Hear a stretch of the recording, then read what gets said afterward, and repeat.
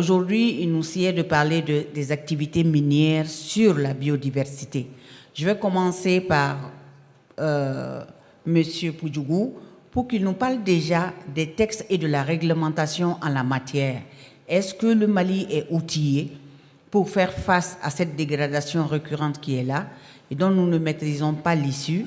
Est-ce que nous avons des textes en la matière qui nous permettent de faire face à cela? Monsieur Poudjougou. Moi, je travaille au niveau de la Direction générale des eaux et forêts. C'est un institut qui relève du ministère de l'Environnement, de l'Assainissement et du Développement durable. Nous avons en charge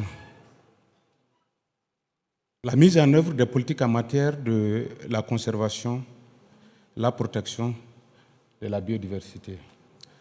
Donc, la Direction générale des eaux et forêts n'est pas la seule structure.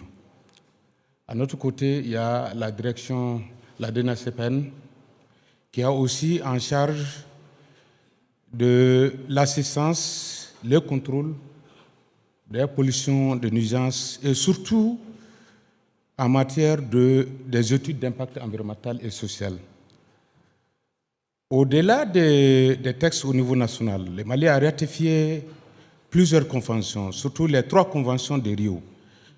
Il s'agit de la désertification, il s'agit des changements climatiques et particulièrement sur la biodiversité. Donc, sans être très long, l'enjeu, c'est quoi?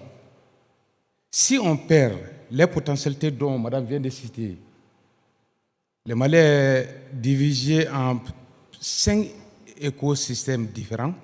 Et chaque écosystème dispose de la biodiversité assez importante. Donc, à l'intérieur de chaque écosystème, on a la biodiversité. Ces espèces sont très, très capitales pour les pays. Et si on les perd, si on perd ces biodiversités-là, quelles seraient les conséquences? Et si on les maintient, qu'est-ce que le Mali va gagner? L'enjeu, c'est ça. Donc, les miniers sont en étroite collaboration avec la Direction générale des eaux et forêts et la Direction générale des pollutions, la Direction nationale des pollutions des nuisances. Donc, ces 2 structures font partie du comité interministériel qui participe au suivi des études d'impact environnemental et également au suivi sur le terrain. Okay. Donc, nous prenons part à toutes les activités, en tout cas pour la préservation de la biodiversité. Et nous sommes dans la semaine même de la Journée internationale de la biodiversité. Le thème fait partie du plan. Nous sommes sortis de la COP en 2023 tout près, qui a fait des recommandations fortes dans le cadre de la préservation de la biodiversité. Donc, il s'agit d'élaborer de la stratégie et un plan d'action.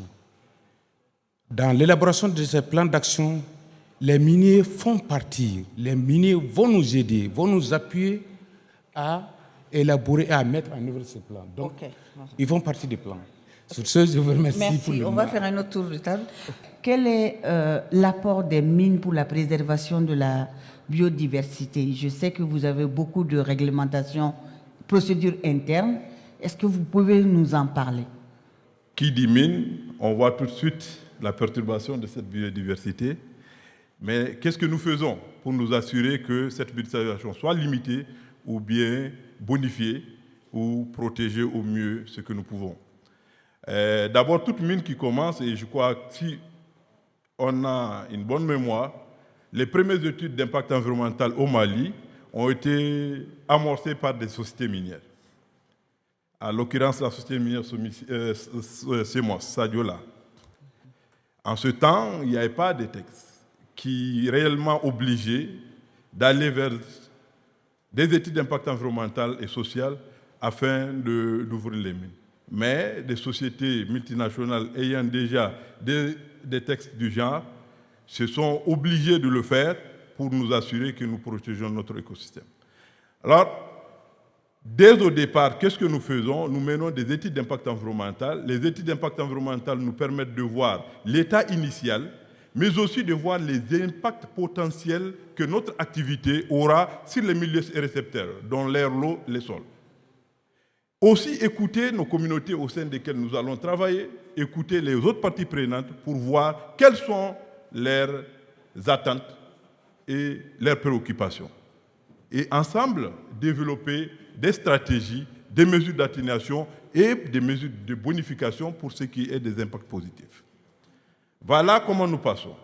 Et une fois que ces permis sont reçus pour ce qui est de l'étude d'impact environnemental auprès du ministère de l'Environnement, avant que l'activité minière ne commence, pour dégrader, on décape les terres arables. On a des procédures qui nous obligent de décaper l'humus et le stocker quelque part. Pourquoi? Parce que nous savons que l'activité que nous allons mener va nous amener à mettre en affleurement des roches inertes, des roches qui ne sont pas riches, des roches qui sont en profondeur où il n'y a pas de nutriments. Alors pour pouvoir avoir une réhabilitation réussie, nous mettons ces terres arables à côté. Nous nous assurons que nous avons des plans de gestion environnementale et sociale qui soient développés, qui soient même évalués et qui parlent avec des coûts. Qu'est-ce que ça peut nous coûter? Et nous développons aussi des plans de fermeture. Et ces plans de fermeture sont axés en général sur ce qui est de la réhabilitation, la décontamination, la dépollution, le décommissioning, mais aussi l'aspect social des travailleurs et social des communautés au sein desquelles nous évoluons. Tout cela, c'est des stratégies nous permettant de nous assurer que les activités que nous allons mener, qui non seulement vont perturber les écosystèmes au sein desquels nous évoluons, qui vont perturber peut-être les champs, les espaces agricoles, qui vont perturber peut-être même le rendement de certaines espèces, soient compensés. Nous menons des activités régénératives de revenus pour compenser ce qui est de la perte des communautés, mais nous mettons en place des stratégies, des procédures pour au mieux protéger nos espaces. Et en général, toutes les sociétés minières sont certifiées sur les normes ISO 14001 qui gèrent le management environnemental et 45001 qui gèrent la santé et sécurité au travail, pour vous dire que nous ne pensons pas seulement à l'être et à l'espace, mais aussi à l'être humain, parce que pour nous, l'être humain est l'unité de mesure de l'espace. Doyen, qu'est-ce que vous en pensez? Les miniers doivent se conformer par rapport aux textes qui sont établis entre l'État, je veux dire le gouvernement malien, la Direction générale des eaux et forêts et ses miniers. Parce que tant qu'il n'y a pas une synergie entre les acteurs, il ne faut pas penser avoir de bons résultats. Quelque part, quelqu'un est en train de labourer et l'autre est en train de renverser la terre sur la partie labourée. Donc pour ce faire, il va être question que les acteurs puissent se mettre en commun, parler, se concerter tout le temps, mettre en harmonie les textes qui ont été établis par les différents services ou les différents départements. Au-delà de ça, il faut que les miniers ne prennent pas seulement leur position comme étant les seuls acteurs. Il y a aussi les employeurs qu'il faudra ramener sur la scène. Et c'est très important. Notre sujet ici, justement, fait allusion à ceci. Parce que s'ils ne sont pas là-dedans, tant qu'on ne peut pas les mettre là-dedans, on ne pourra jamais parler de biodiversité.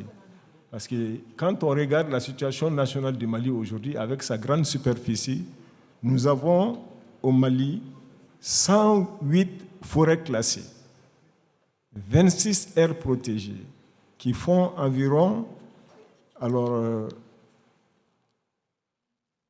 qui font à peu près 1 million et quelques, sinon même plus, ça fait 11 946 647 hectares, les 26 aires protégées.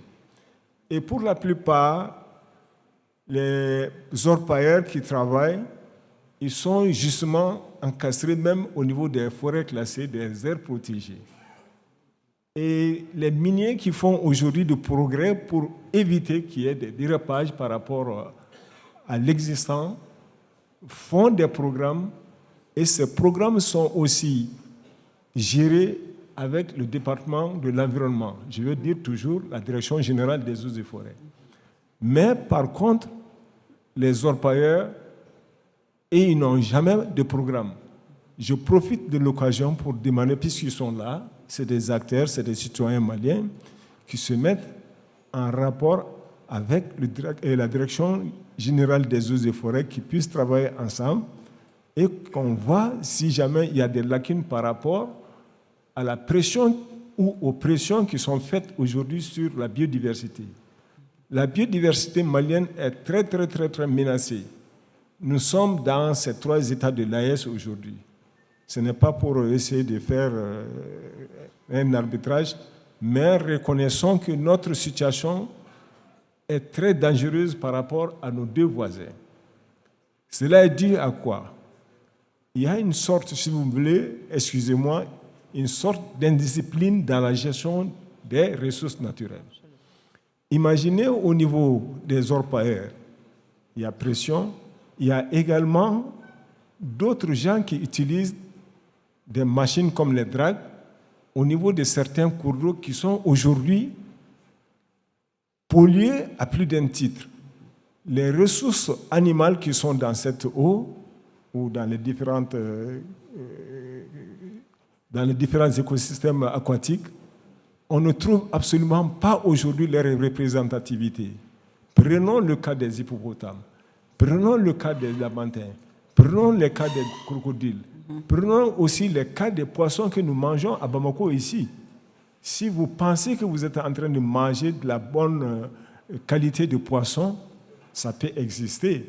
Mais il y a des parties au Mali pour lesquelles il faut éviter. C'est un conseil. Il faut éviter de manger ça. Et d'ailleurs, on n'en trouve même pas cette capacité au marché pour pouvoir satisfaire les Maliens. Deuxièmement, madame, si vous le permettez, oui, la flore est décimée aujourd'hui au niveau de ces domaines-là. Aujourd'hui, rares sont ceux qui se mobilisent pour ça. Je connais beaucoup de sociétés minières qui aujourd'hui mettent le paquet pour protéger justement leur environnement, c'est-à-dire l'espace dans lequel ils travaillent pour compenser les pertes. L'orpaillage au niveau des forêts classées, c'est des enjeux importants pour le Mali. Qu'est-ce qu'on peut faire pour arrêter ce système? Mais aussi, quel est le rôle de l'État dans cette perspective? Alors, ces gens, ils sont dans ces forêts pour aller chercher, comme on appelle, le précieux or. Alors, ils ne voient pas l'impact que ça peut causer sur les générations futures. La dégradation, c'est une catastrophe dont la population entière va suivre les conséquences. Imagine, à la veille de l'indépendance, les 4 forêts qui sont autour de Bamako ont été classées pendant la période, la période coloniale, que ce soit la forêt classée de la forêt et de la Faya, que ce soit la forêt classée de Tienfala, que ce soit les monts Maneg ou bien la forêt classée de Koulouba. Ça veut dire que le blanc, ils avaient compris l'importance de préserver ces forêts pour un microclimat à l'intérieur de la ville de Bamako. Bamako a été arrosé. Bamako recevait plusieurs fois les premières pluies. Mais pourquoi? Parce qu'il y a Bamako est encerclé par des forêts. Mais si nous, qui sommes devenus propriétaires de ces forêts, nous ne prenons pas en garde ce potentiel qui a été légué, ça veut dire qu'on s'expose à des catastrophes qui vont venir. Alors ces orpailleurs, ça donne à des pratiques qui sont souvent, comme on appelle, interdites à certains niveaux, parce que dans une forêt, on ne peut pas autoriser. Lorsqu'une forêt est classée déjà, ça veut dire que la forêt a été affranchie de tout droit. Ça veut dire que même moi étant un stadaire de Bamako, je n'ai pas le droit d'aller prendre un seul morceau de grain dans la forêt classée de la Faya. Même arriver dans la forêt classée de la Faya pour aller visiter seulement, je n'ai pas le droit. Je parle sous le contrôle des forestiers qui sont là. Ça veut dire qu'on a des bons textes, mais les moyens qui doivent être de mise en œuvre pour permettre au service des eaux et forêts d'exécuter pleinement cette mission, ces moyens ne sont pas du tout au rendez-vous. C'est ça le problème. Merci, Sangaré.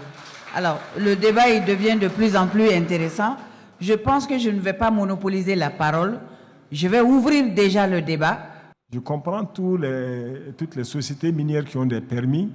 Leurs domaines sont déjà limités, connus. Mais ils font du progrès, je l'ai dit. Ils font du progrès. Ils arrivent quand même à restaurer justement ces habitats qui ont été dégradés par certaines activités. Je disais tantôt que les orpailleurs dont nous parlons ici, l'orpaillage artisanal, ils ne sont pas exclus du jeu. S'ils sont organisés, peut-être, ils peuvent approcher pas le ministère de l'Environnement, mais le ministère des Mines. Ça, c'est leur service source ou bien département source. Ils peuvent passer par là-bas, peut-être. Entre les deux départements, ils peuvent voir aussi, dans les perspectives, ce qui pourrait être fait pour ces gens. C'est des citoyens. Mais lorsqu'ils ne pratiquent pas, à juste titre, les activités, et je l'ai dit, dans l'indiscipline, qu'est-ce que cela veut dire? C'est bien de dire orpaillage, mais qu'est-ce qu'on appelle orpaillage? Est-ce qu'au Mali, aujourd'hui, il y a orpaillage? Réellement, au sens propre du terme, il n'y a pas d'orpaillage au Mali aujourd'hui. Il y a des exploitants illégaux. Il faut le dire. L'orpaillage qui est autorisé au Mali, c'est l'orpaillage lavé, utiliser des calebasses pour aller laver avec de l'eau. Aujourd'hui, on utilise des pelles mécaniques. On utilise des bulldozers. On utilise des produits chimiques dont le cyanure et le mercure. Est-ce que ça, c'est de l'orpaillage? Non. Non. Ça, il y a au Mali, dans les textes, il y a l'orpaillage, il y a les petites mines, les moyennes mines et les grandes mines. Les semi-mécanisés. Maintenant, dans le semi-mécanisé, là, ça, on passe par des autorisations. Ce n'est pas de ça qu'on parle. Parce qu'il ne peut pas aller sans autorisation.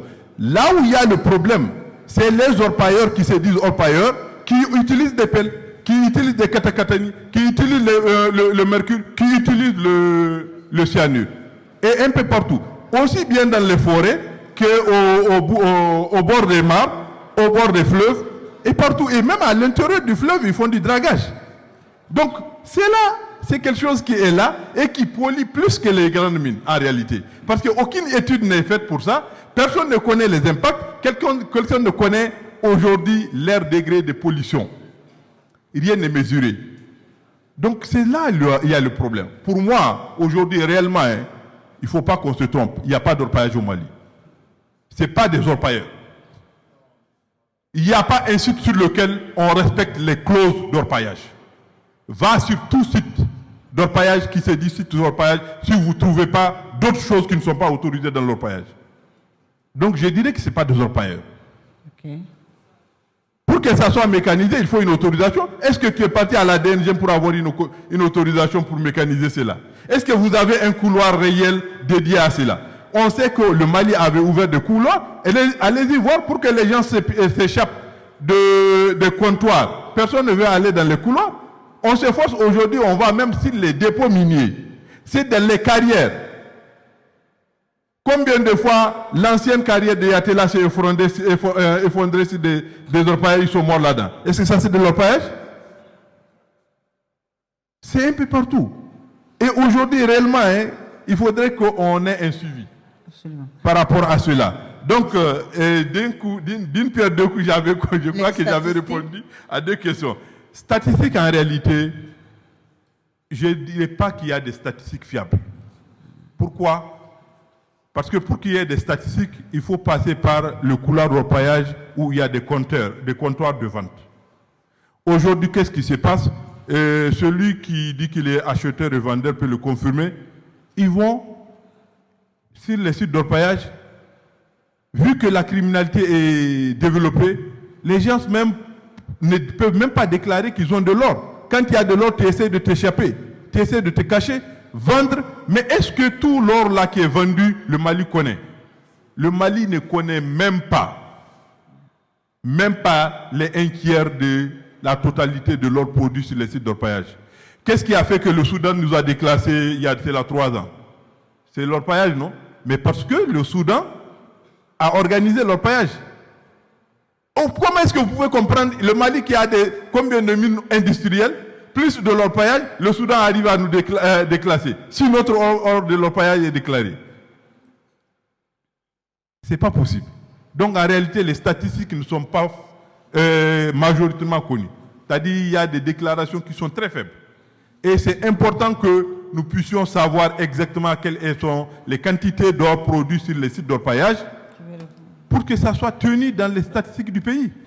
Je crois que ce panel-là nous a permis quand même d'avoir des défenseurs pour la gestion des ressources naturelles en général et surtout pour la direction générale des eaux et forêts.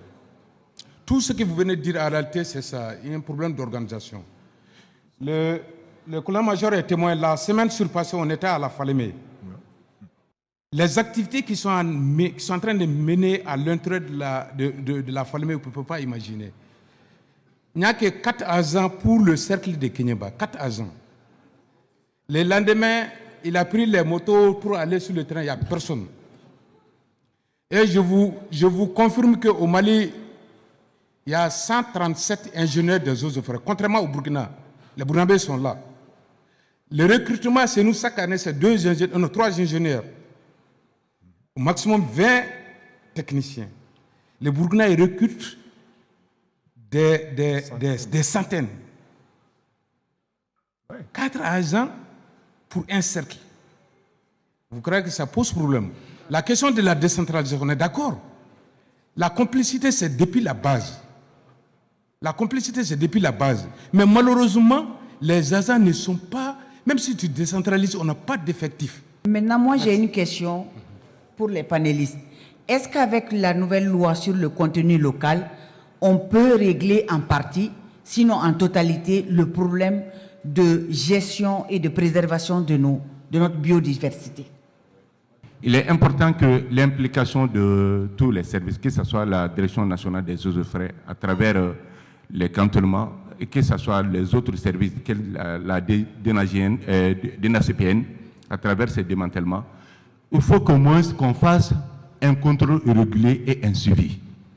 Alors, pour récompenser quelque chose, il faut faire l'inventaire d'abord. Si on connaît déjà que ce qui a été, le potentiel est déjà là, on fait le suivi régulier et on procède à des actions de restauration. Tant qu'on ne va pas dans ce sens et qu'on a des meilleurs documents, ça ne sert à rien que l'homme ne soit pas mis à l'œuvre avec des moyens nécessaires pour assurer le travail qui devrait être fait. Aujourd'hui, vous pouvez vérifier, il n'y a pas une seule mine qui peut s'ouvrir sans étude d'impact environnemental ou évaluation stratégique. Ce n'est même pas possible. Tu ouvres, on va fermer. Ça, ce n'est pas à cause de Dieu que tu le fais.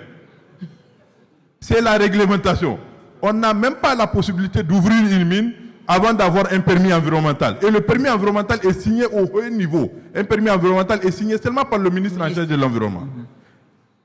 Si c'est et on te dit que c'est lorsque les impacts sont irréversibles ou rarement irréversibles qu'on mène une étude d'impact environnemental. Si les impacts peuvent être réversibles, une petite activité, c'est en ce moment on mène une notice d'impact environnemental. De tous les cas, il faut avoir forcément une autorisation et les mines sont conformes par rapport à ça. Si vous voyez qu'on va jusqu'à la norme, il faut être d'abord conforme à la législation parce que l'un des piliers même de la norme pour la politique environnementale, c'est d'abord le respect de la législation et toute autre exigence légale.